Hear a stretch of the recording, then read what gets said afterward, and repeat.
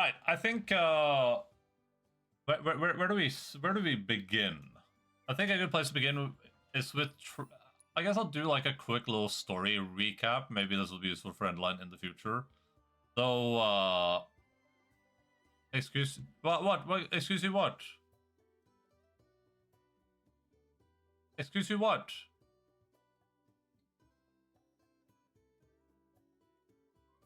Please recap the plot of this game in one sentence. No, I can't do that. Plot of this game in one sentence. Sephiroth is bad. We want to stop him. There you go.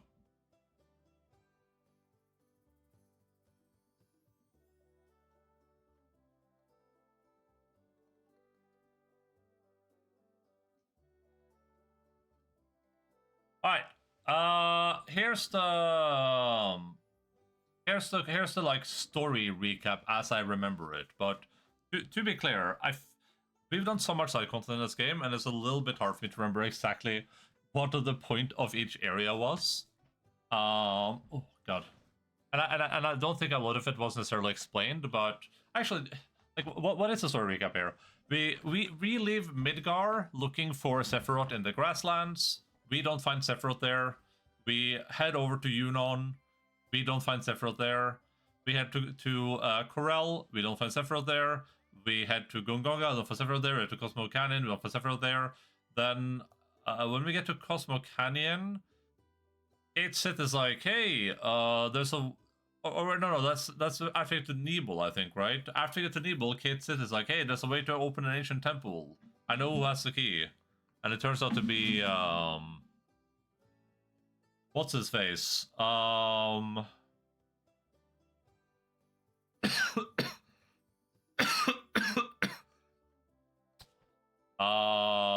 Dio.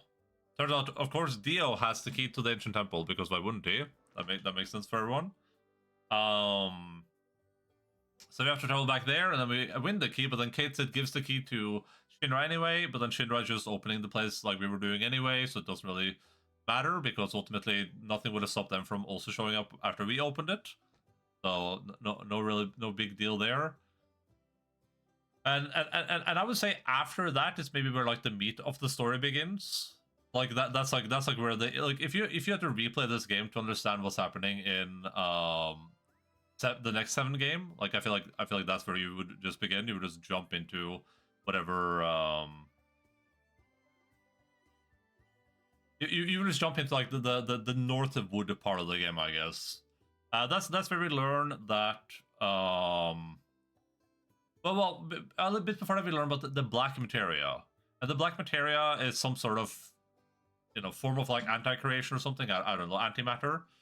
Sephiroth wants it because he wants to, because apparently every time there's a choice, every time you can make a fateful choice. When you make a choice, a path diverges, creating multiple worlds, I guess is the implication. And part of that implication is that, and at some point in the past, the Setter were fighting this super ancient evil monster that came from outer space. And after they fought it, it went into slumber. And now that monster with Sephiroth wants to merge all the worlds together and create eternity. I don't know what that means. I don't know what the implication of that is, but you can probably assume if Sephiroth wants to do it, then that's bad. If Sephiroth and this ancient monster wants to do it, then that's bad. Very Final Fantasy 14-y with like the different like spheres, kind of, right? You have a bunch of different worlds, and Sephiroth wants to combine all the worlds. And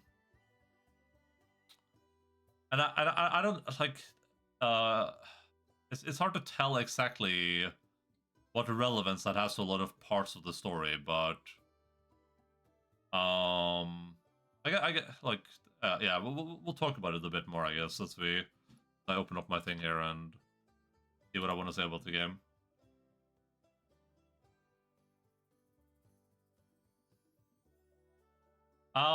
Okay, so first of all, I think that the gameplay in this one is overall pretty great. It's hard for me to say whether it's like significantly better than the first one, because I didn't really participate in the gameplay in the first one too much. I tried. Like I don't even really remember how hard I tried, but I remember playing the first one. I remember not really digging the gameplay too much, and I think part of that is just not necessarily for me. Part of it is probably not understanding it. There's other reasons for why I didn't necessarily love it too much, but in this one, in terms of like enjoyment, I think the actual gameplay has been really enjoyable, and a lot of that probably comes with the fact that I've been trying to like learn the mechanics. I've been trying to engage with the game. I've been trying to understand how certain things work, which is fun. Like I said, I don't know if for the first game, I don't know if my lack of enjoyment for certain parts is because I didn't try to engage with it, or if it's because they've made some significant improvements to this one, and I would say it's probably a little bit of both. But I would say the improvements are pretty big. So I think they so some good things they did with this, which other games in this genre could benefit from. And obviously, games in this there's plenty of games in this genre that have likely done this. I haven't played the majority of them, if almost any of them. But I really like the thing they did with the. If it was enjoyable, wouldn't you engage with it? Well,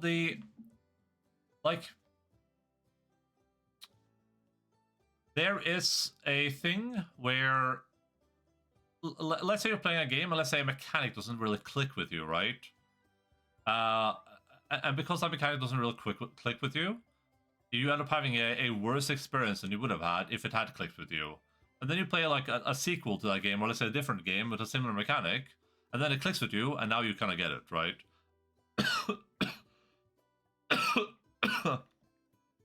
And that's kind of where I'm at. I think that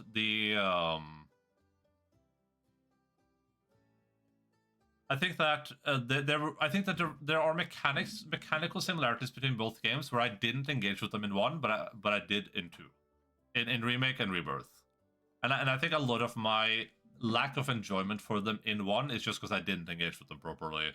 I didn't understand them necessarily, so whether they were explained better in this game, whether they were just easier to do, hard for me to tell. But yeah, that's pretty much where I'm at with that.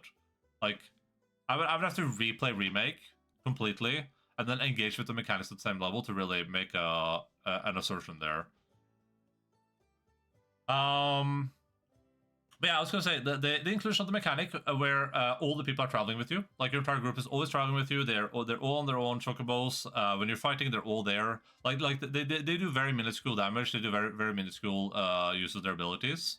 I don't even know if they do abilities, but they're all off to the side, just kind of like shooting with his gun arm. I think that's pretty good. That's pretty cool. It makes it actually feel like all of you are traveling rather than just whatever companions you've currently selected.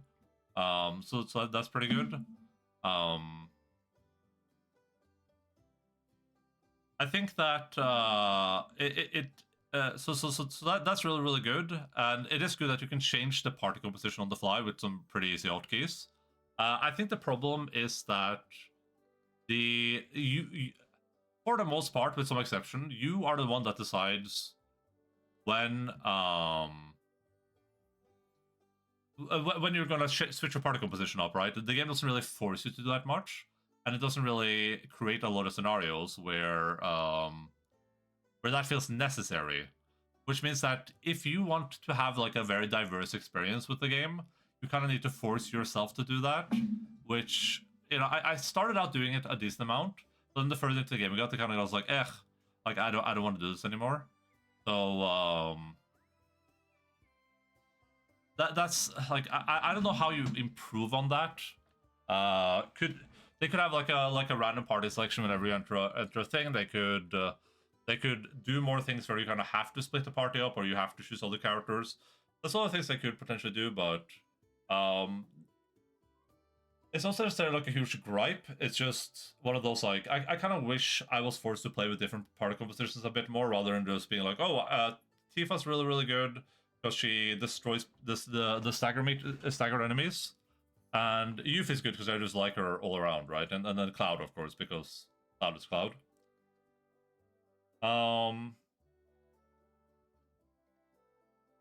And part of the problem with that, I think, is that there are times in the game where certain party compositions are better than others. There are times in the game where it's like, oh, I wish I had Barrett here, or I wish I had Red here, or I wish I had Aerith here. But the problem is that you don't know that before you go into the encounters, right? So you'll enter an encounter, and then you'll be like, oh, wow, I wish I had this ability. I wish I could do this thing. But then because you're already in the encounter, you can't switch out your party members. And then usually, like, sure, you could, some encounters you can run away from, sometimes maybe you could just restart or whatever, restart the last checkpoint, but more often than not, you just tough it out and then you win. Maybe the fight is a little bit harder, maybe it's like really, really way harder, but usually you just win anyway, right? So,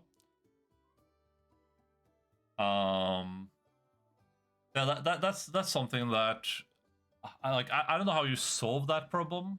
I don't know what the solution to that problem is, but that's definitely a problem I felt, which was that party composition is cool.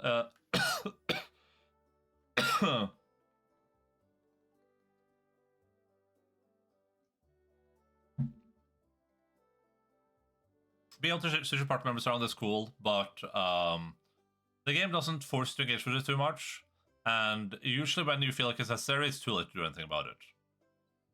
And maybe the solution is just to let you switch party members during battle or whatever. Maybe one time per battle or whatever, you can switch party members around, something like that, have a cooldown on it. That could be interesting. I think the combat is overall a lot of fun in this. I think it's really, really good when the enemies have very clear weaknesses and they're like easy to exploit, and then you exploit them, and then you can pressure them, and then you can you can stagger them. I don't want to call it vulnerable them, but you can stagger them and then do a lot of damage to them. They're it can be frustrating sometimes because the game feels like it relies so much on the pressure and stagger states when enemies don't have a clear weakness. Like maybe they don't have an elemental weakness, and whatever weakness they have is a little bit harder to trigger. Like fighting some enemies can be really, really, really frustrating. Like when we fight those jellyfish, all they do is every time you try to hit one, it just kind of teleports away, it doesn't take any damage. And the way to stagger them is to silence them, and then they have to cast a spell. So what do you do if you don't have silence equipped, right? It just becomes a really, really frustrating encounter that isn't that isn't a lot of fun unless you have that one specific counter to them. Luckily, most enemies aren't like that, but there are a bunch of enemies that are kind of like hard to counter. They have a lot of health, and they just kind of extended the fight unnecessarily, I guess. That's kind of where I'm at with them. I think fights with the multiple enemies, just like in the original game, I think they've improved on it, but it can still be a little bit frustrating. Sometimes the enemies will use abilities that you need to do something about. It's like, if an enemy uses this ability, you gotta do something. Otherwise, maybe you get hit by a lot of damage, maybe it will empower them, maybe something else would happen. But because you're usually fighting, like, let's say you're fighting 5 enemies, it's hard to focus on what each individual enemy is doing, and it's hard to try to dynamically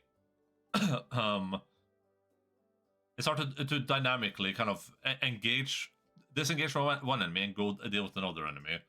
This isn't always a problem, but it does feel a little bit sucky when you're like fighting, 3 enemies that all cast thunder, and you kind of have to try to pay attention to every enemy casting, so you can try to dodge those attacks, try to disrupt them. It happens often enough that it's just like, that it does feel frustrating, but I wouldn't say it's like a super big hurdle.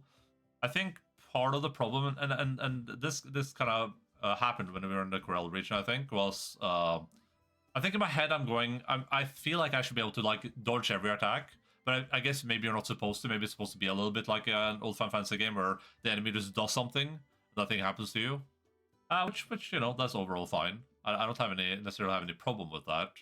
It's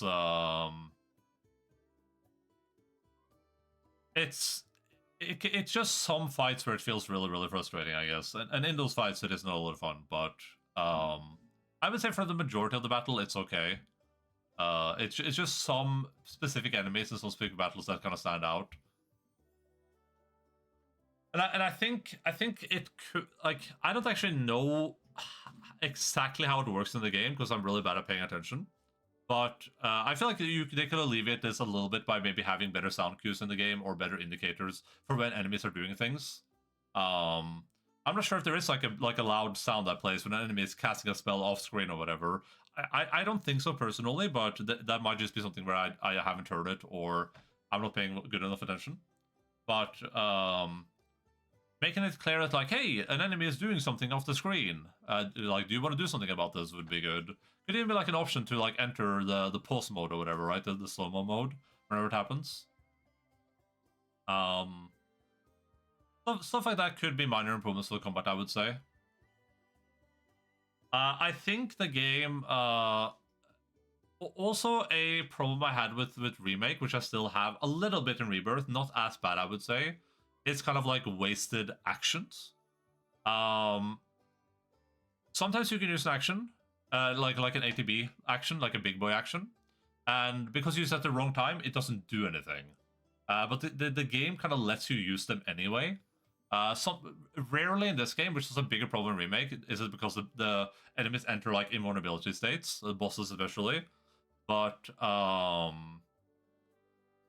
it is still a problem sometimes. Like let's say I want to do a braver on an enemy, and they're just like slightly out of range. Well, the game doesn't tell you if you're within range or not, unless you do a braver, but the enemy decides to randomly fly back at that exact moment. You just miss, and that's like a skill issue to some extent, of course. But that can be a little bit frustrating, especially in really, really tough fights. And the other problem is like getting yourself interrupted. It's hard to tell when an enemy is going to do something that will interrupt you, and even what abilities will interrupt you. Like, you can be fighting a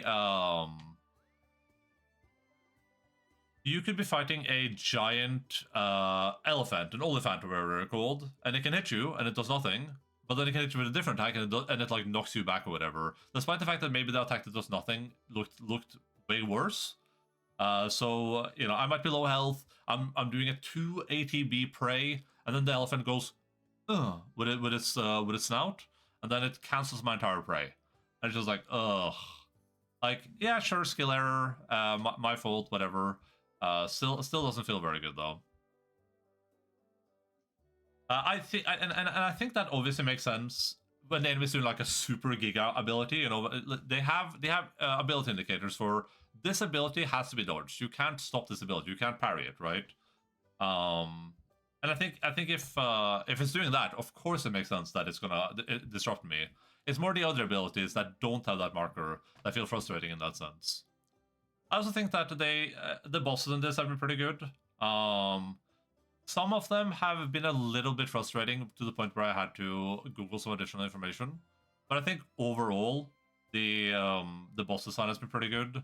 The other ones that I've had to Google is like, it's when the assess doesn't necessarily give you enough information, and then you're left kind of thinking like, am I doing something wrong here? Is something wrong? Like maybe for Phoenix, I would bring Phoenix down to 50%. Phoenix would do its ability, its like ultimate ability, whatever you want to call it, and I would die, and that would happen every time. And I'm like, okay, am I like, is this meant to happen, or am I doing something wrong here? Right? Like, is Phoenix supposed to do that at 50%, or is this happening because I'm like killing the enemies too fast, or I'm killing Phoenix, doing too much time to Phoenix? I mean, I can't figure it out. I just have to Google it, and then I'm like, oh, I found out that, oh yeah, this is meant to happen. You're supposed to figure out ways to like endure that. There were a couple of times like that where it was like, I really didn't understand what the game wanted me to do, so I needed to get some affirmation for how abilities work, or how to deal with certain encounters, I guess. Like, I think for Phoenix, I don't remember, but I would say most of the mainline bosses were fine though. I don't think I had that problem with any of the mainline bosses. All of them were cool. They were enjoyable fights. Very, very cinematic, most of them. Super varied mechanics too. Not just, oh, every boss is doing one ability or whatever. Like, all the bosses have a lot of different abilities that you have to adapt to. With once again, maybe the only problem being that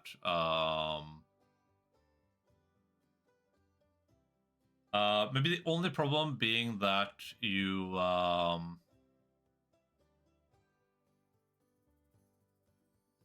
you don't know what you need for a boss before you get to the boss encounter. So like it's like, oh, Barret would have been really good for this boss fight. Well, I don't have Barret, I have Aerith, right? The stuff like that. Only really a small problem. So from a from like a character building perspective, I think it's mostly good. I would say that it has a few issues that I didn't really enjoy too much. And that's kind of between remake and rebirth. I think it's about the same. Between unique weapon abilities, between materia, and between your folios, you do have a lot of options to create some very specific builds to do some specific things with your characters. Especially if you can prepare beforehand, right? So you can be prepared for whatever encounter you're going into. But I think part of the big problem with the system, generally speaking, is that you never really know what you're going to encounter. So you kind of need every party to be able to for every encounter you kind of need to be able to do everything because you don't know what you'll need. So that means every time I go into battle, I need to be able to do fire, ice, wind, lightning. I need to be able to maybe dispel. I need to be able to dispel myself.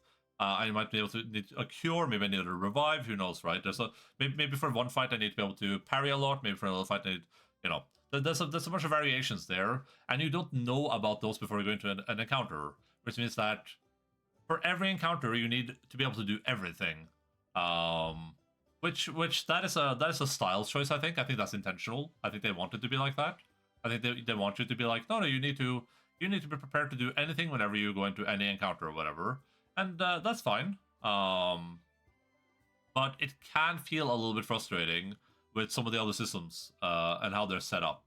I would also say that it feels like the game really, really, really benefits leveling up your materia, which means that you are kind of forced into the position that I was in, where it's like the stuff that gives you the most materia source is by far the best, because all your materia levels up regardless of what character is on, I believe, at the same rate, which means that you are incentivized to just have whatever has the most materia source in it on every character, because then you can level up all the materia, which you want to do, right? And all of that kind of leads into what I think is my biggest problem with the game, which is that the UI in this game, which is present down here right now, maybe I can maybe for this segment we can here, let me move my notes over my other monitor.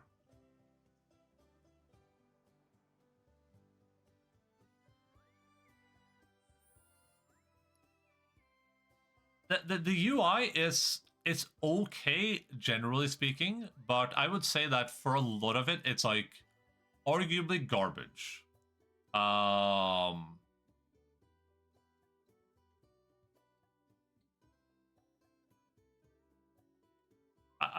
think there are just kind of like some fundamental issues with a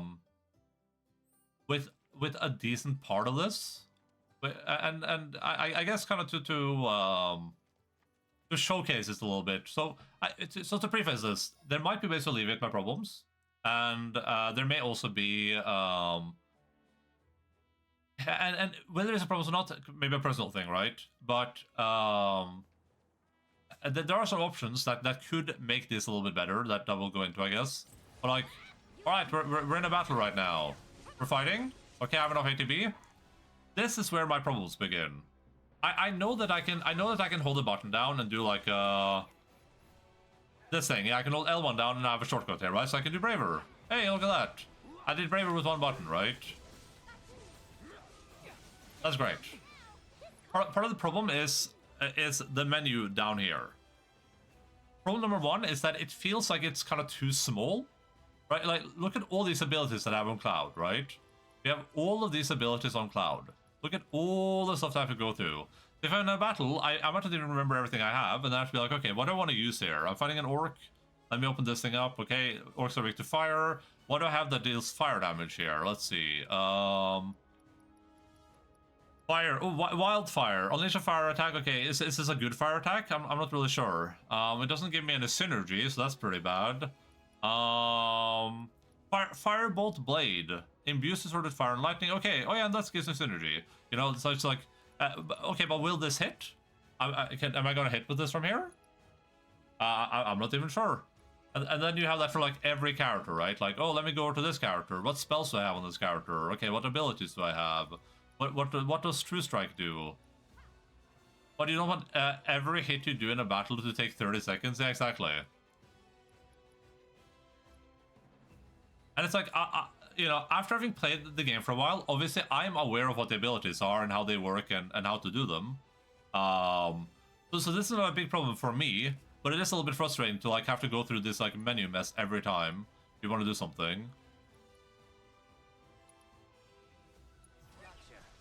Oh, that hit. Nice.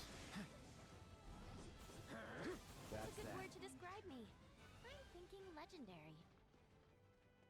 Well, and the same applies to the item menu. The item menu also same type of garbage. Like I really don't enjoy that.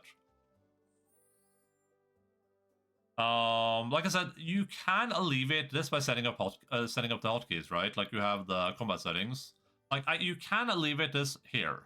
There's a menu here that actually lets you set up a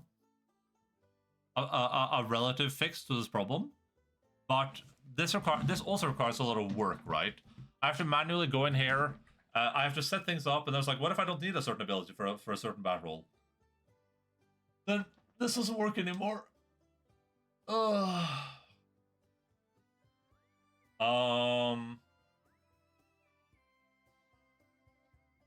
Yeah, that's kind of part of the problem for me with the UI. It's not the worst thing ever, but it is a little bit frustrating during battles. It feels like it makes the battles go really slow, and it feels like it's hard to like keep track of what you have. I think that building your character too can be really frustrating, and this is because there is no well, I'll get to maybe solutions later, but first of all, it took me a while to find this button. This is a button that lets you set material for all characters. That took me a while to find. So originally I was going through each individual character doing this, you know? Like, boop, boop, boop, boop, boop, boop. If I wanted to switch a material out, I would have to switch it here, remove it from here, move it over there, you know. Sure, eventually I found this button though. This makes it slightly easier to take care of. That's great. Like I said, it took me a little while to find that button even. Which, you know, maybe Endaline problem, maybe could be advertised a little bit better. Actually, part of that, to build on part of that problem is like, if you go into the combat settings, for instance, right? We have, in the corner over there, right? We have some buttons. It says R1 to change party, X to confirm back. But then underneath me too, we have more buttons. Set as party leader, edit party, right? But when you go into a menu, like when I go in here, I see the buttons underneath me. I see set material, I see learn more.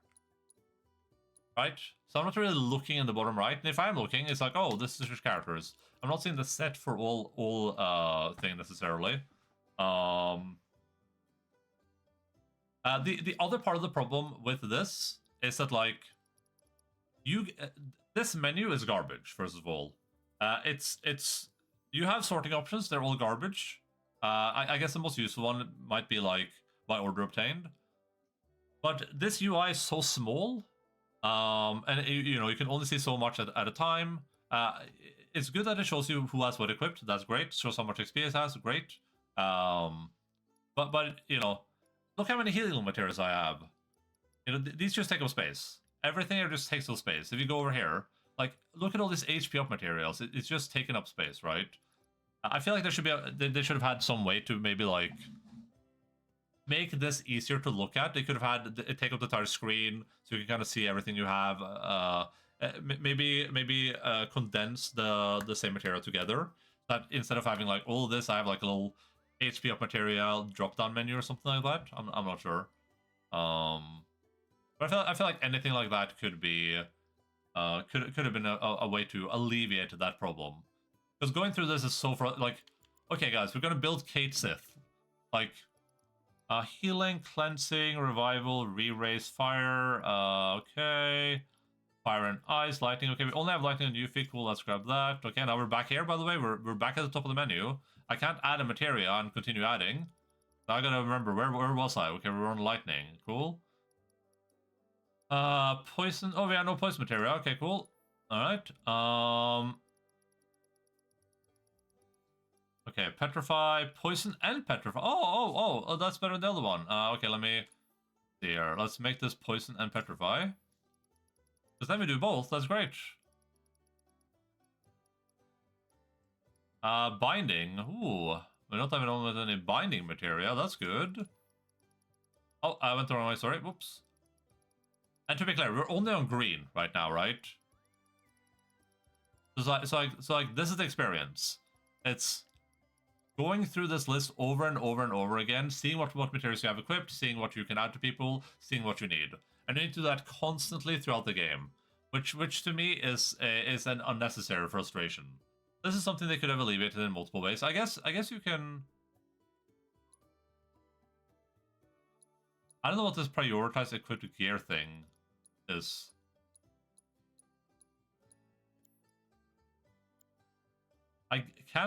Can you auto build? I don't think you can, right?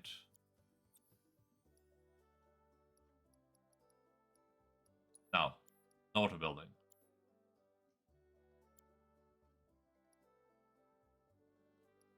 Yeah.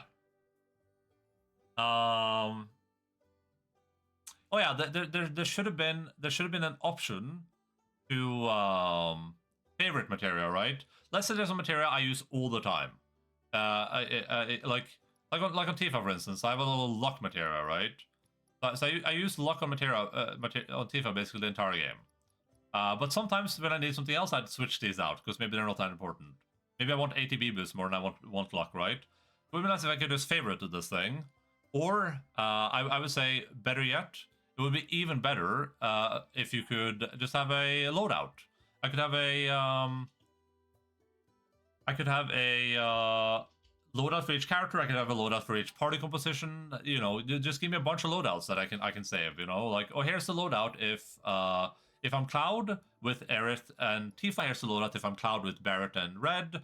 Here's the loadout if I'm Aerith, Red, and Barret. You know, anything like that I think would have helped that a lot. Because the big frustration for me was like, you know, we're playing. I need to respec Kate Sith. So I remove these because I need all my materials right now. So I remove all of these. I replace them with HP up because I really need HP up on Kate Sith right now.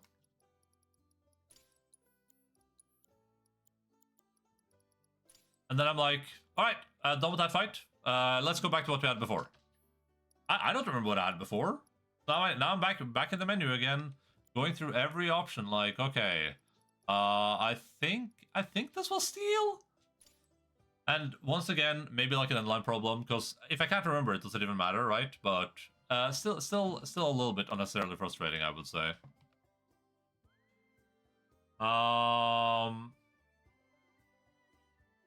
And I would say this issue is arguably even worse when it comes to your other equipment, especially your accessories and your armor.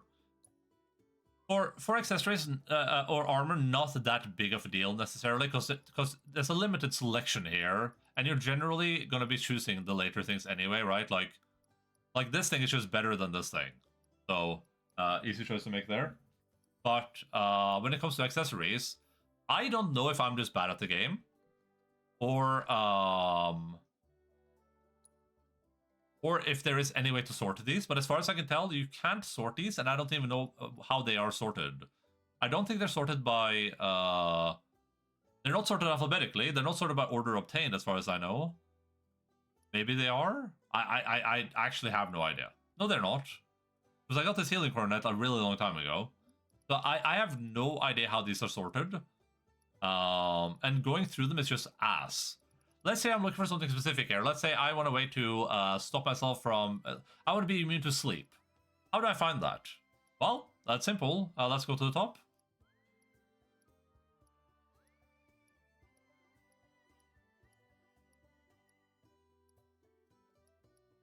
Immune to sleep.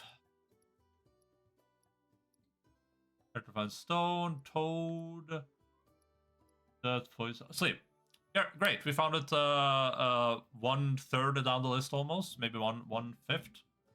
But you know, you kind of get the point here, right? Like, some of these have very specific effects. Enhanced Marlboro Orb increases max MP by 5, extends the duration of detrimental status effects. Cool. That sounds great, but like, how do you even find a lot of these things? Look how many enfeeblement rings I have. Right, there's just so much stuff here, and it's so hard to navigate this list, or so annoying, that most of the time I just ignore it. Like, I don't have time for that.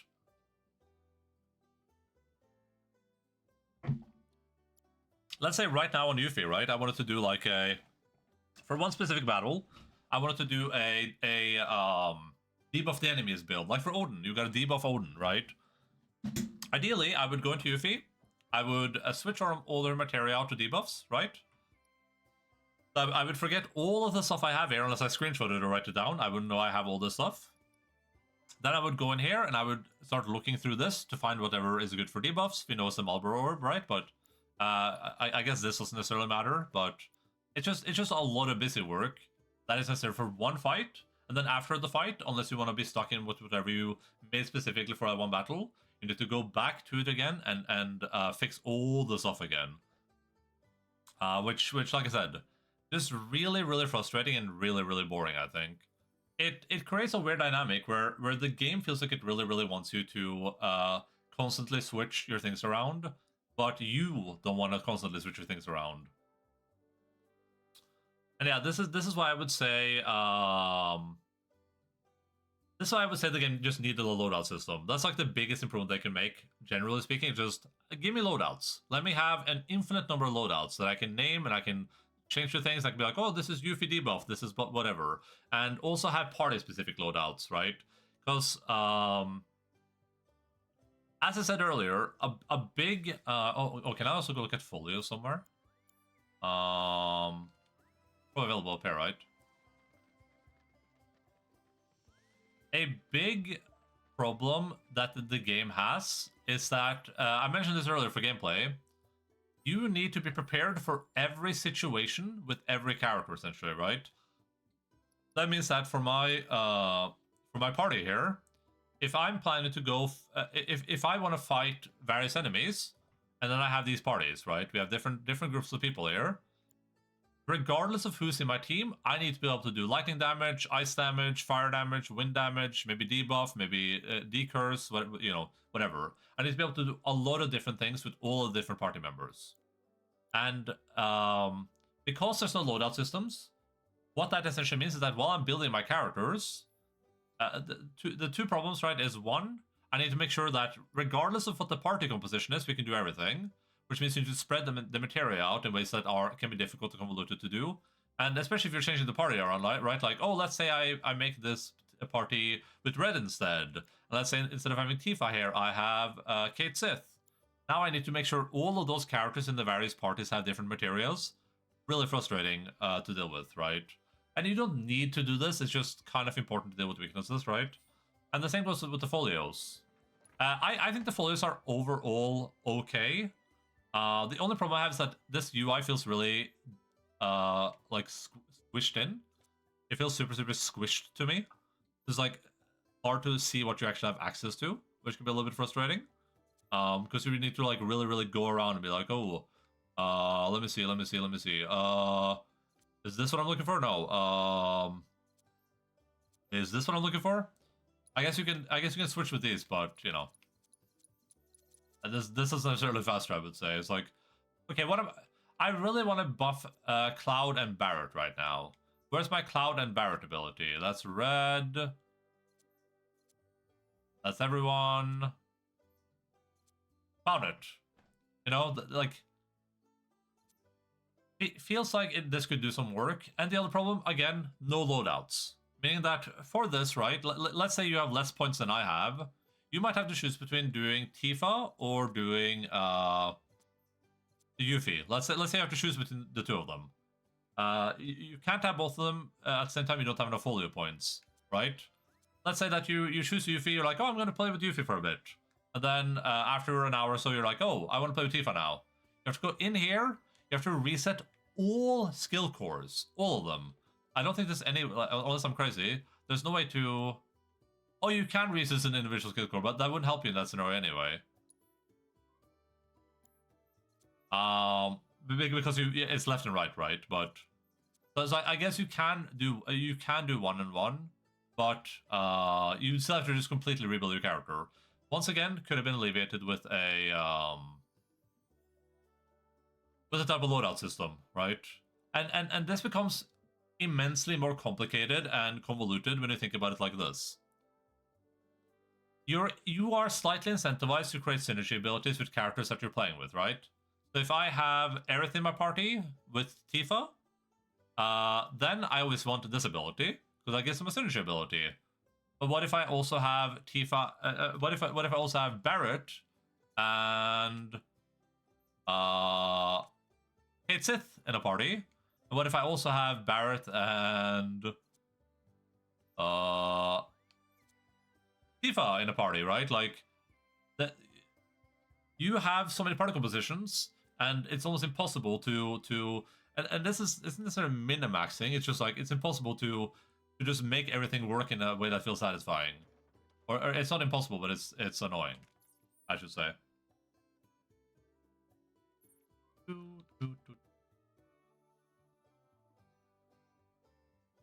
And yeah, I think I think this is I think this is a problem to the extent where it's like it's so annoying that for some fights I would unironically rather just spend 3 hours doing the fight than spend 3 minutes going into the menus and switching materia around. That's in my brain. That's how that works. Yeah, that's kind of that. And to build on this UI problem that we're having, we have this age-old, I'll say JRPG, but kind of like a lot of game problems, where there's no descriptions for anything anywhere, right? Anytime you want to know something about anything, you have to go Google it, essentially. The game refuses to give you any information except for the bare minimum. So here, maybe I can go into a battle to once again get an example.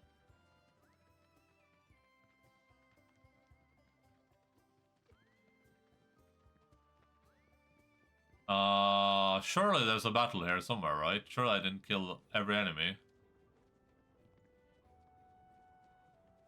I see them down there.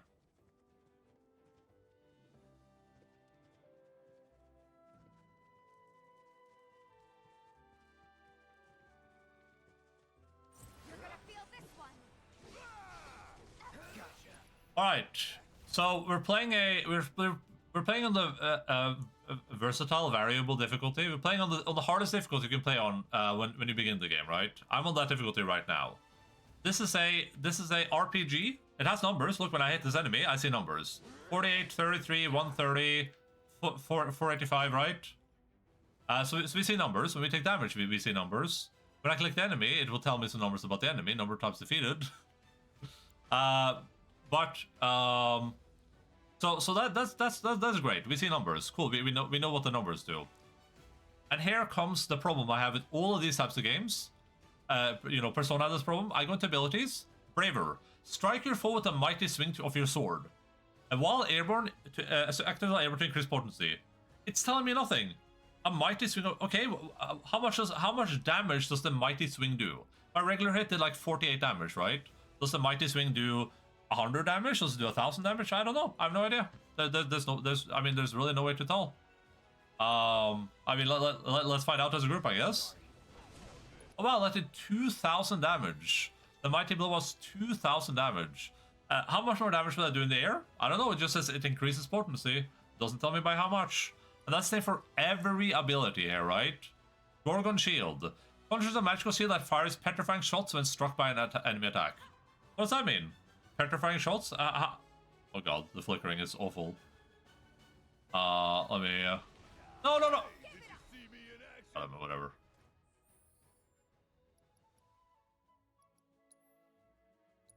Right, we have the so we have the same problem here. We just went into spells. We have on Cloud. We have 3 fire spells. We have Fire, Fyra, and Fyraga, right? Or to do air spells, we have Aero, Areola, and Areolas, right?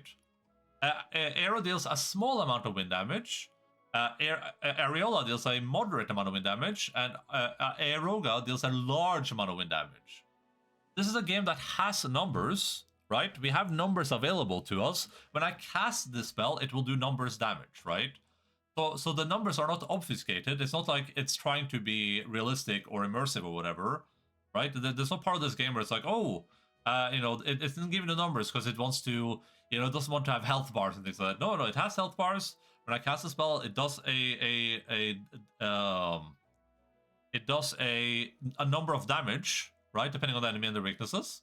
But this doesn't tell me. This could just say deals 1,000 wind damage or whatever, right? And then I would know. Then I can make educated choices about what I want to do, what I want to prioritize, what I want to use for different battles. But I can't do that because the numbers are not available. And I think this is even more frustrating when we look at other types of abilities, like Breach or Dispel, right? Removes Barrier, Mana Ward, Reflex, and Shield. This is okay, though. They should probably be like there should probably be like little symbol indicators for what those are on enemies, because I don't necessarily remember like what is Mana Ward, what does that icon look like, right? I think there's a ledger in the manual, maybe. I'm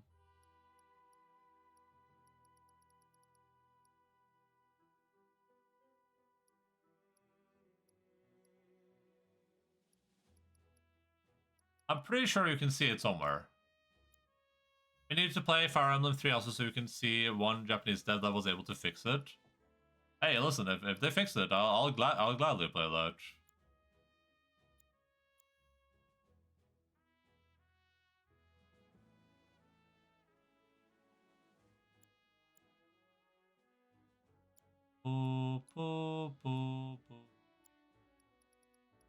Battles?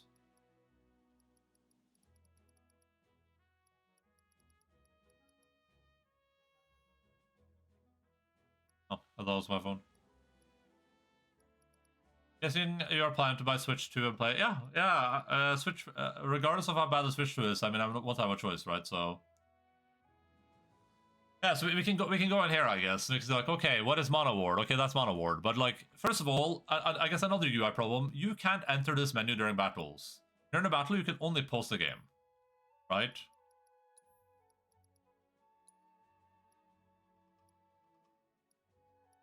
Same stuff like this, right? Deprotect.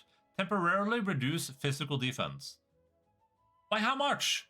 How much am I reducing it by? 10%? 5%? 1%?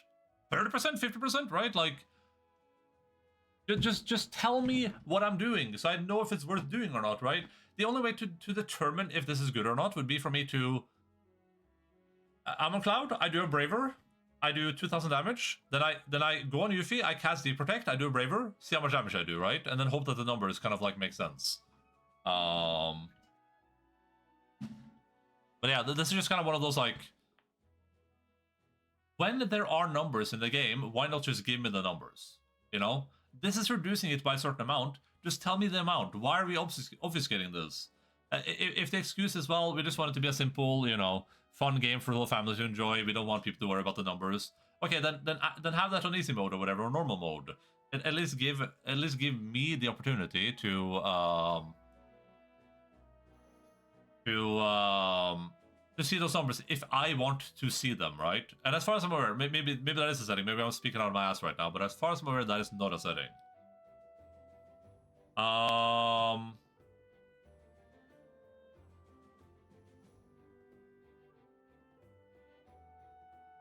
Yeah, I think the problem with this, right, is what I said. This game can be played as a tactical game. It has harder difficulties than what I just played, right? And that means that when it doesn't give you these things, you're left with two options. Either you have to try to figure it out yourself, or you have to Google it. And neither of those options are very fun, I don't think. It isn't fun for me to have to cast a Deprotect on someone and use abilities to try to like math out how much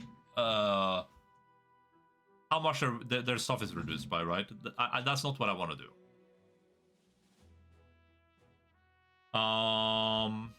Yeah, so that's like that's UI garbage. All this is the UI in this is arguably garbage, I would say. It's workable, but compared to other parts of the game, just not great. To jump, I guess there's gonna be like a mixed gameplay story type deal, which is kind of necessary, but I think the story in this game is overall good. I think they do a really good job of I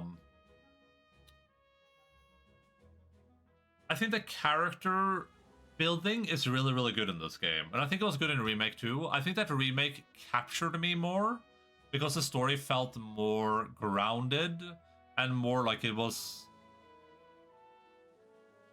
easier to comprehend as someone that hasn't played the original 7, right? Well, this one felt a little bit more like it's nodding way heavier towards the original audience, which isn't necessarily a bad thing, because, I mean, I chose to play the game in this order. I chose to skip 7 before playing this, right? That's a choice I've made, and there's nothing wrong with this game being like a sequel to those games, right? But this one feels like it's definitely leaning more in that direction generally, I would say.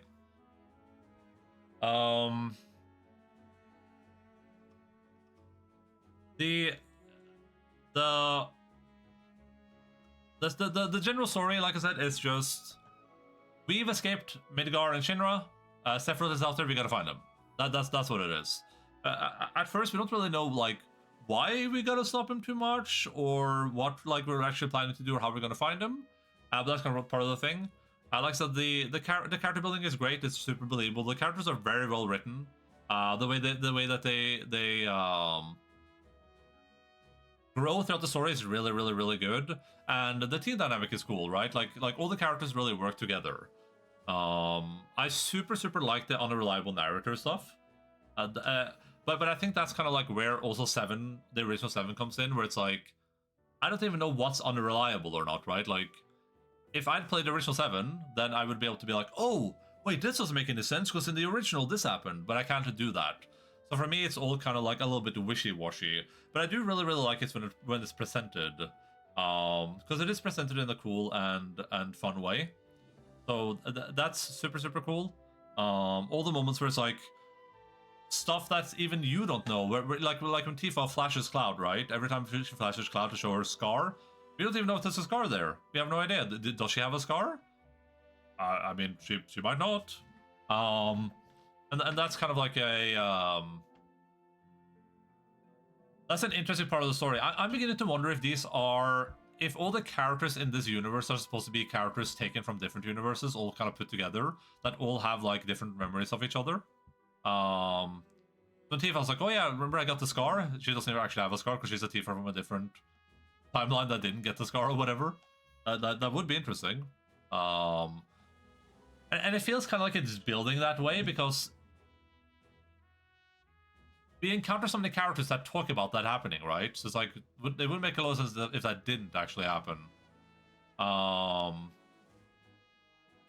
yeah, like I said, it does feel like there are some missing blocks here for if you haven't played the original games. It feels like there are missing pieces of the puzzle that make it a little bit frustrating to try to discern what's going on.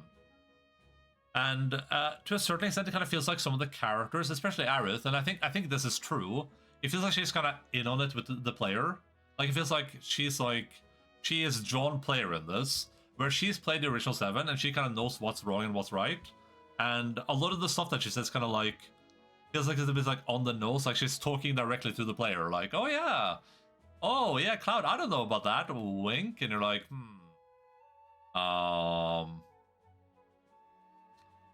And this happens throughout the game, like with the characters kind of talking around you. Like, I kind of feel like I'm Cloud, and the characters are like talking around me, while I feel like other people might be themselves, and they understand this kind of talk around in a way that I don't. Which I don't know if that's true or not, but that's kind of what I'm feeling right now.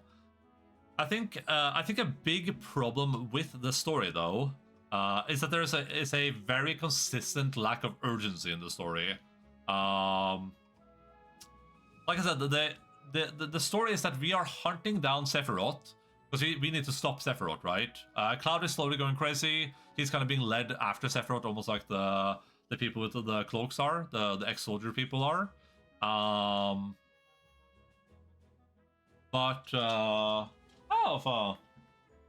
Step up. And oh, back. Up. Good.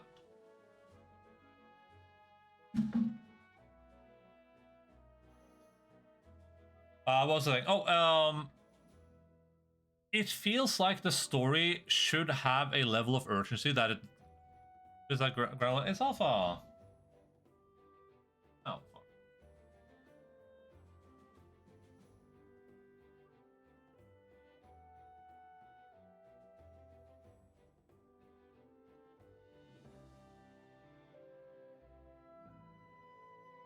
Vänta mig. Har du flinkjenta? Har du flinkjenta?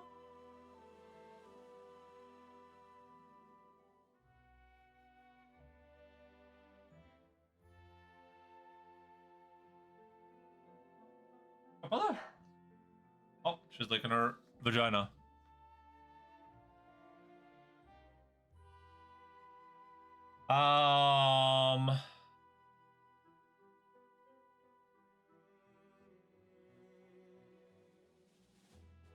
Oh yeah, the story has no urgency in it, which the problem is that in every location that you go to, there's a bunch of like kind of busy work to do, right? There's a bunch of side activities, there's a bunch of side quests, there's a bunch of towers to explore, battles to do, and to a certain extent, you can blame the player for that, right? Like, I don't have to do those. I could just chase Sephiroth around, but you know, the developers still chose to add that into the game. That's a them choice. They didn't put that in like a post main story thing, right? They could have done that, like, hey, you know what the main story now you can travel around the world and do all these side activities. They didn't do that. They put all of those in whenever you get to an area, and they unlock them slowly over time too. You are incentivized to do these as you travel there, and but none of them tie into the main story that much. The side quests themselves kind of do, because they're very like character building oriented, right? Like all the side stories almost have some interaction with another side character. So it's like you do one, it's like, oh, this is, you know, Yuffie is gonna learn something from this one, Tifa's gonna learn something from this one, and those are all overall fine. Those sometimes time consuming, but then the other activities don't, right? You go and you activate 5 towers in each area, and then you find 10 fights to do in each area, and then you have to find the proto relic in each area, but none of this actually builds towards the main story in any way. There was that one time when the proto relic thing was related to Sephiroth, but that's it. That just happened one time, right?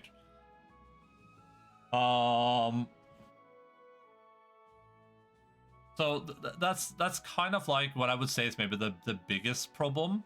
I feel like they could have probably done more to build these side activities kind of into the main story more, right? We have all these towers and we look for Sephiroth, so they could have had, like, you know, that it doesn't have to be a necessary part of the story, but it could be like, oh, you know, you're activating these towers to find clues to Sephiroth. You're doing this summon because you know, Sephiroth fought the summon here or whatever. He's the one that banished it, so you have to like get it back. You know, there's some stuff it feels like they could have done, where they could have made it so that a lot of these things that you're doing could have tied into the main story in some way at least, so it kind of feels like you're at least doing something main story related, right?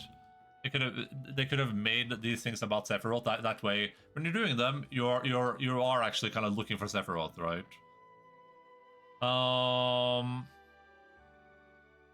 I did like the way I forget what the guys in the clothes are called, the ex-soldier guys. I do like the way the ex-soldier guys are handled. I thought that was pretty decent. Though it does have this weird kind of segment to it where it's like, sometimes it seems like the characters really care about them, and sometimes it seems like they don't care at all, which kind of ends up feeling a little bit weird.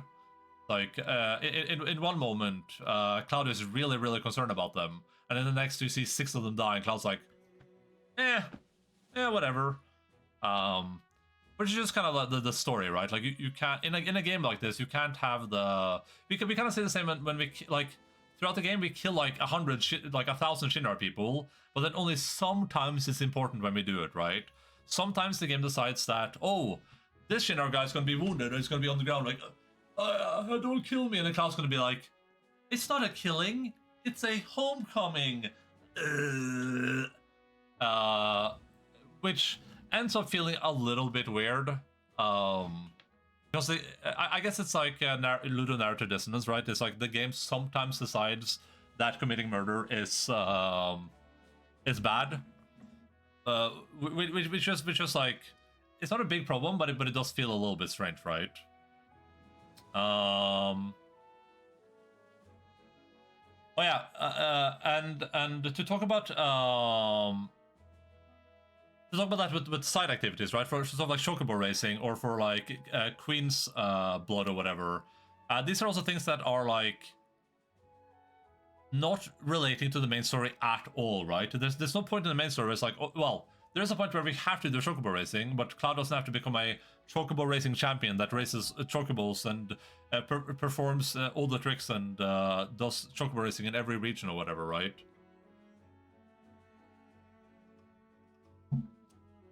That isn't something that has to happen for the story to make sense. It's just kind of something you do, and then this game kind of ends up feeling like, instead of being a giant chase for Sephiroth, it feels kind of like on vacation. It feels like we have the... Hey, Phil Spagman, what's up? Hi there, mister. It ends up feeling like, instead of us being on this giant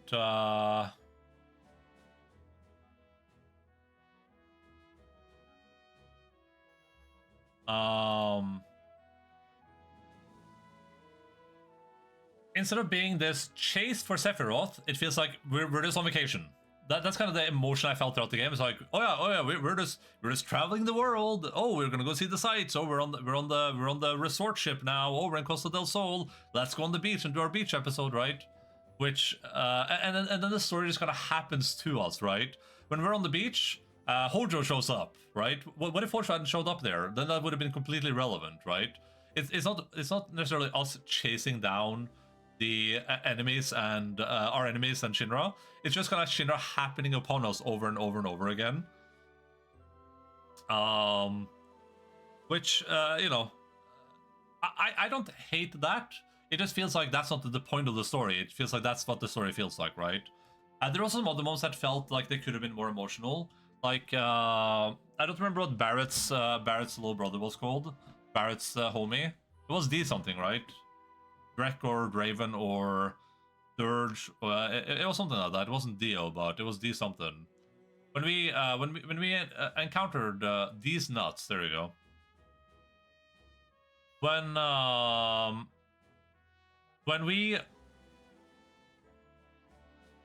we meet that guy, like we know very little about him, and then basically almost immediately he just dies. He does like a stupid self-sacrifice for no reason and just dies.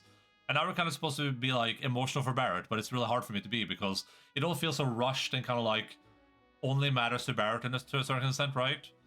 Also some other silly stuff, like the way Barrett lost his arm was because super evil Shinra lady saw him holding his friend up, and then imagine we're horizontal, no, vertical right now, right? I'm holding my friend like this. My friend is over there. He decides to shoot right here.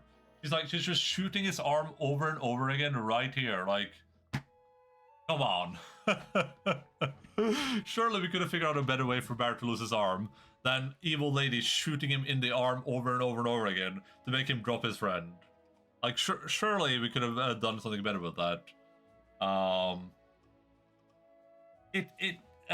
That kind of builds into another problem I have too, which is that like Shinra feels both comically evil but also not evil at all sometimes. Like some of the Shinra people are just very, very, very evil for no particular reason, it seems like.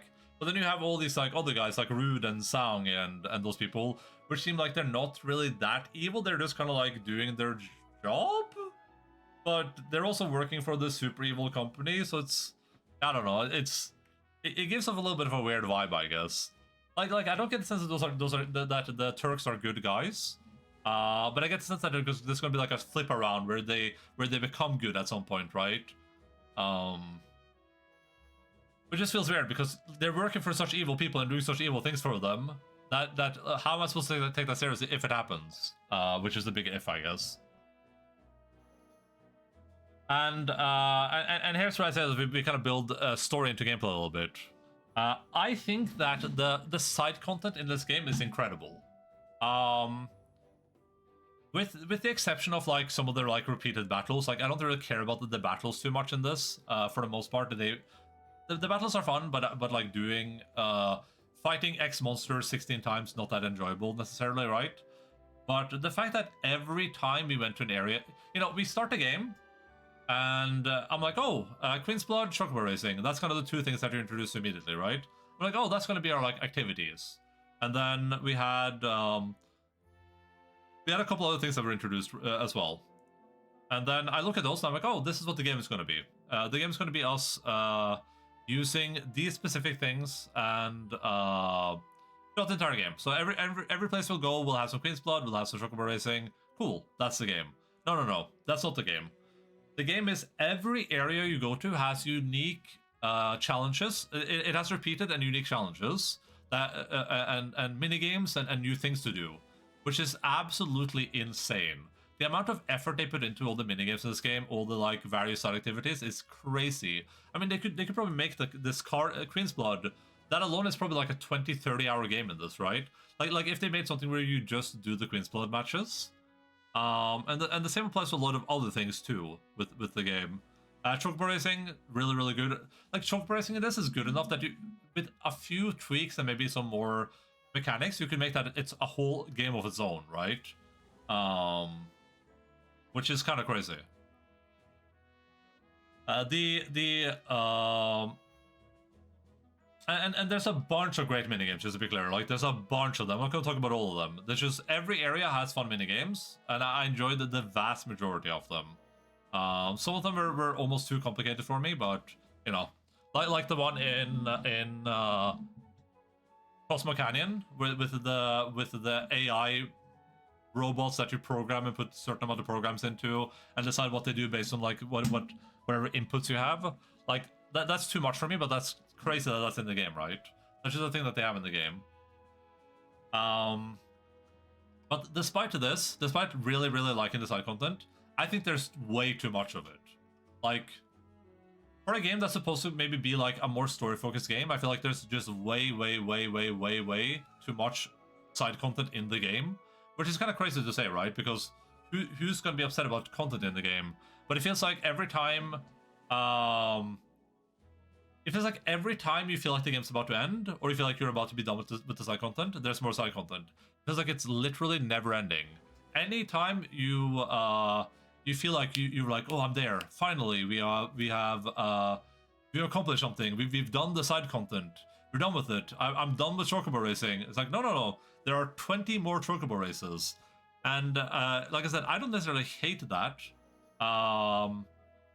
It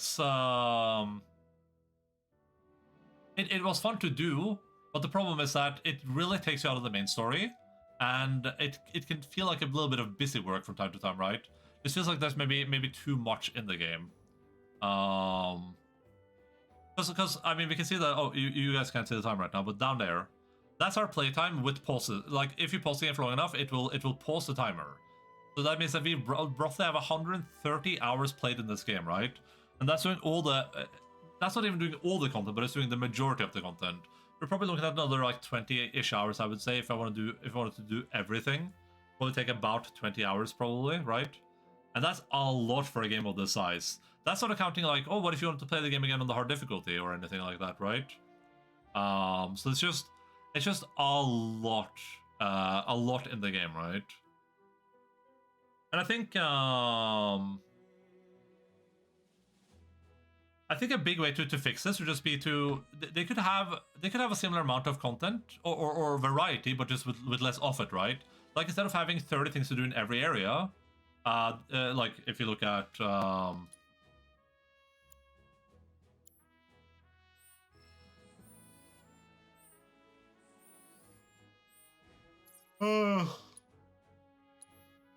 right, instead of, if you look at the grasslands here, right, we see the thing underneath me right here.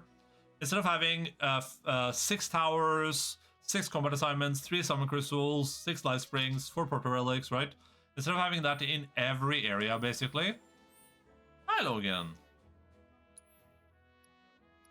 They could have just had they could have 3 in each area, right? Or they could have had half, or they could have had, you know, Junon region has 20 things to do, while Gongonga has 3 things to do.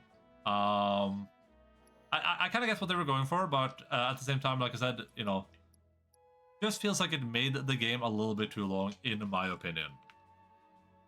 And ultimately, I am John Video Games, CEO of all video games, so my opinion is the only one that matters, right?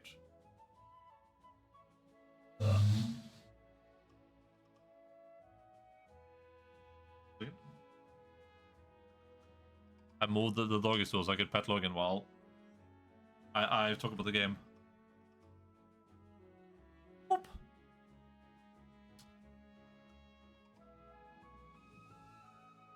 What's there? Yeah, I'm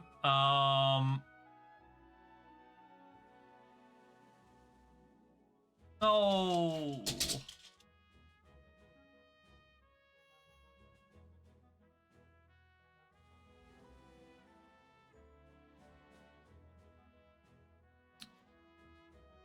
I'm saying this about side content as someone that genuinely loved it.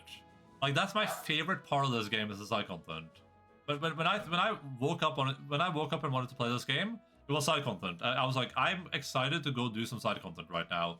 I wanna wake up. I wanna go do chocobo racing. I wanna do Queen's Blood. I wanna explore a region. I wanna do proto relics. Right. I wanna see what new stuff they're gonna introduce to me. So I'm saying that from a perspective that like someone that really liked it, but it needs to be said too that like the side quest in this to me is just like a standard, right?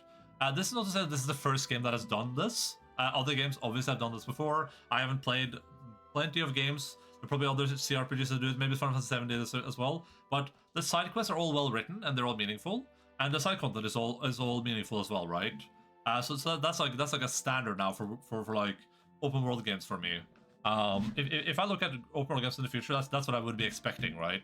I would want games that are just like this to that extent, that are, you know, it's not just a gajillion question marks on the map. You're like, oh, you pick up like an urn. It's like you have 1 out of 683 shards of the Pythagoras urn or whatever, right? So that's important to note. But I think that the problem in this game is that if I'm playing a game like Final Fantasy VII Rebirth, I'm mostly here for the story, right? Generally speaking. All the stuff in the game is important. Like, I'm here for combat, I'm here for side activities, of course, but I'm mostly here for the story. When it feels like the side content, it's kind of like, you know, side content is up here, story is like down here. That feels bad to me. That feels like it's kind of like flipped on the side, where ideally the story should be all the way up here, highest priority, most important thing in the game, while booba peeking Windows no story, yeah. While the side activities should be great, you should have a lot of fun with them, but that should not be the priority of the game, right? Yeah, that's kind of where I'm at with that. Like, really good. Just some like stuff that I really liked. There's that moment where Tifa dies, right? Where she just goes through the live stream. I thought that was really good. I don't know what it was about that scene, but it really worked on me emotionally for some reason. I just really liked that scene. For some reason, I have no idea like what in particular it was that made that hit for me. But it just felt like a really like surreal and moving scene for some reason. I don't like Kate Sith. I don't know if that's controversial. Let's open up a tab here. Do people like Kate Sith FF7 Rebirth? Kate Sith is kind of good. He's probably my strongest character now. Oh, they're talking about damage. Why do people like Kate Sith? Oh, I think this is spoilers, because they mentioned stuff I don't know about. But yeah, like in this game at least, maybe if you play 7, the original, maybe you have reason like Kate Sith. I don't like him. He feels like he shows up out of nowhere, is suddenly just a part of the team for no reason, and all he does is just speak in Scottish and say stupid stuff. Like, he just says random shit. He's just like, oh, if you, you know, if you go out into the moon on the midnight and the ocean boats will run across the soaring seas. You're like, okay, Artie, discount Artie. Like, I don't know. Just didn't hit with me. So every part with Kit just was just like, ugh, I don't want to do that. I don't want to have anything to do with this. And I guess, I guess overall, I'm just kind of left wondering, what my opinions on this game would be, included with Kit Hit, if I'd played Original 7 first and Crisis Core or whatever, right? I'm just kind of curious if it would have changed anything for me, or if I would feel the same about it.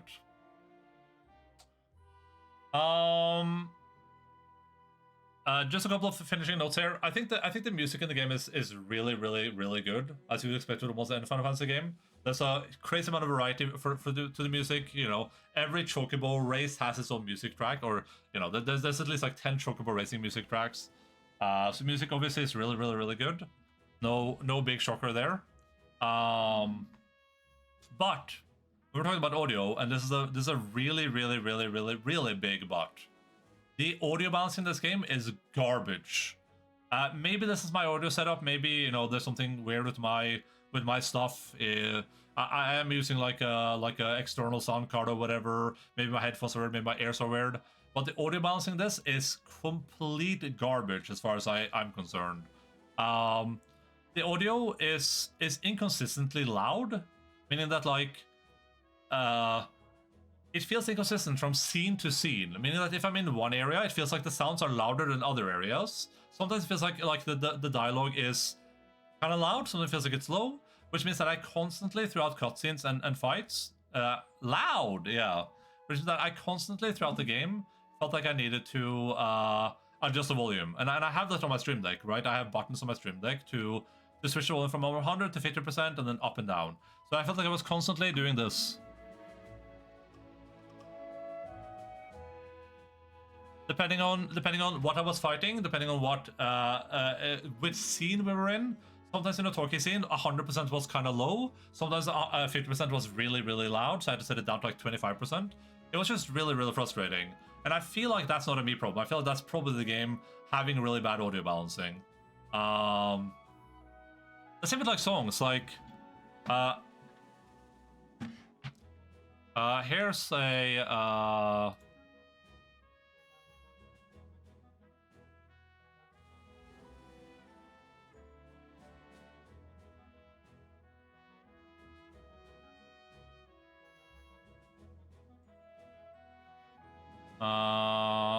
there's a new Merc. Let's see. There's a new Merc.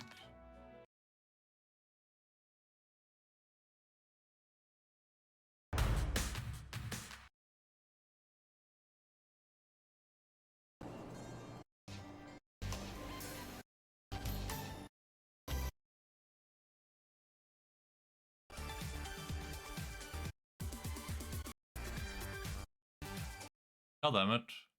Can I not find it?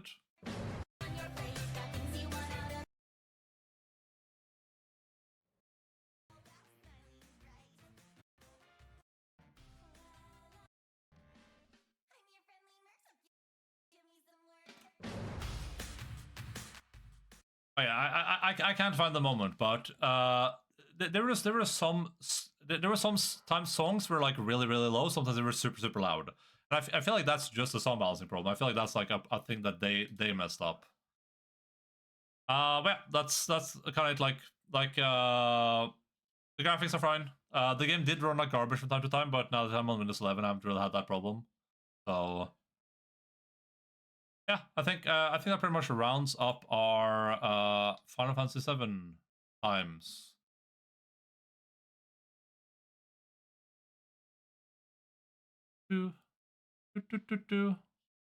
Let's see here. Boop. Final Fantasy 7.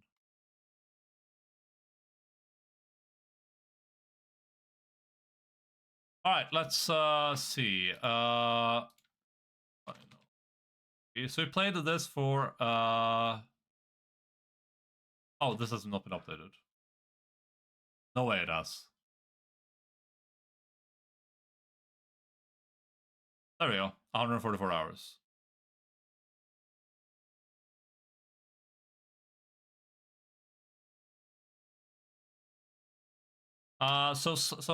Slightly more than the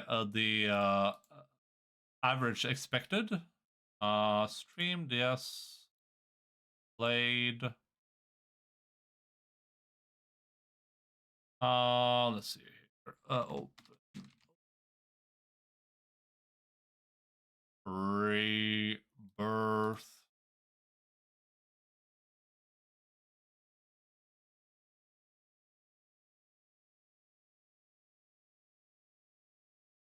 All right. So on the Enda scale, where 10 is the lowest masterpiece, 9 everyone should play this, 8 great experience worth playing, 7 good play if it sounds fun, 6 alright play if you like the genre, 5 average, and 1 to 4 avoid at all costs. I think I think without too much preamble, this is definitely going in the 8s. I don't think there's any doubt about that. Definitely deserves to be in the 8s. I said this with stuff like Final Fantasy 16 before, where it's like I feel like I probably rate some games too highly if I just finish them and my emotions are running really high. So with 16, I finished it and I was like, oh man, this game is so good. I love every part of this game. But then the longer time goes on, after playing Rebirth, for instance, like man, the side content in 16 is so bad. That's not a game that really deserves to be in the 9s, but hey, I put it there, so what can you do? But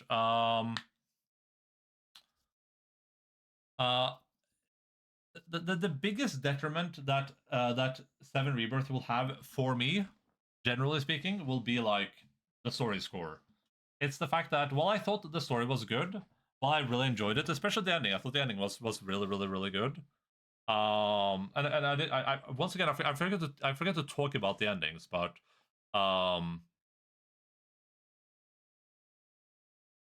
there's not much to talk about from like an analytical perspective, because ultimately I don't really necessarily know enough to analyze the story. But I thought the ending was good. I liked how it wrapped up, and I'm excited to see what they're going to do in the next game. But with the exception of some moments, I wasn't necessarily caught too hard by a big emotion at any point. So with that said, I think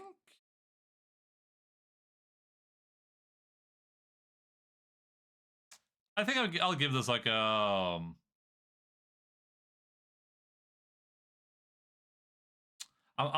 going between like 8.5 and 8.8 in my head, like somewhere between those.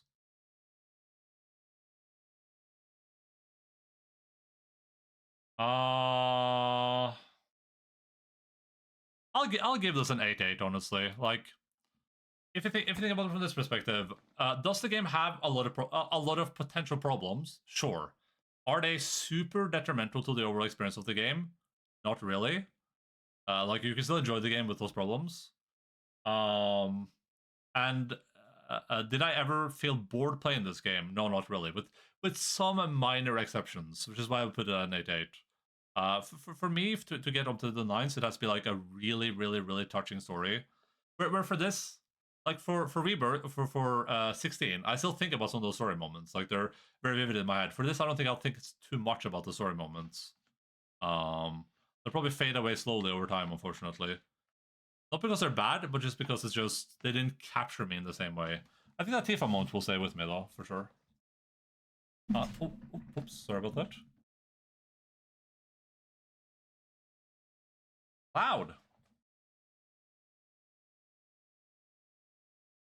I can't wait for Charlie to get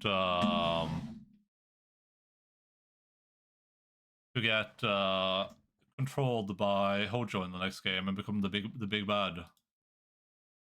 Alright, 92 on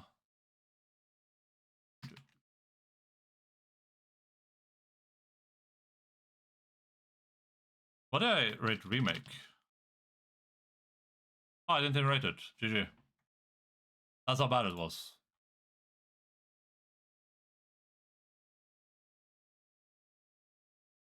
All right, now the question is if I want to play some Slay the Princess or if I want to take a breakity break.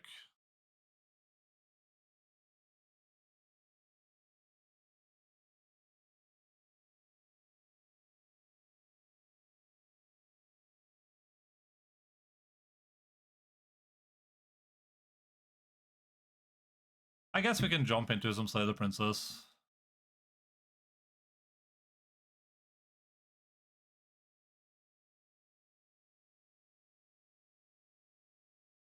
I am going to go over here.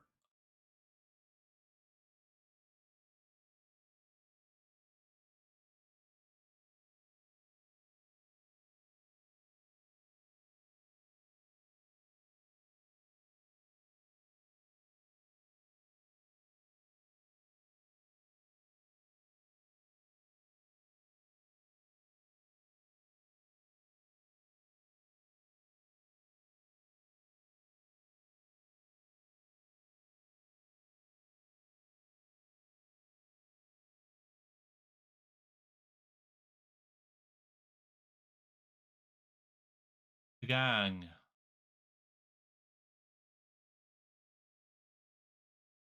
Alright, I'm gonna quickly go grab a there's no BRB on this scene, right? Yeah.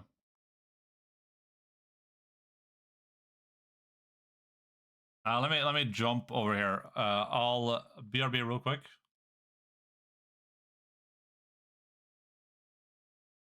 I'm just gonna go grab a drink.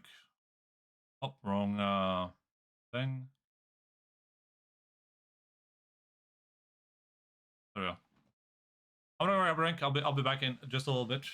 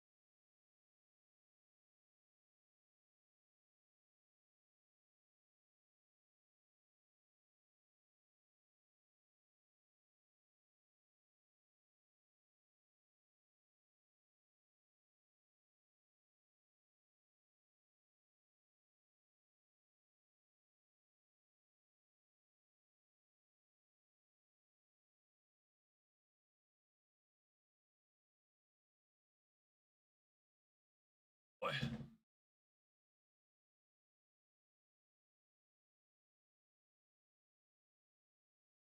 Alright, let's do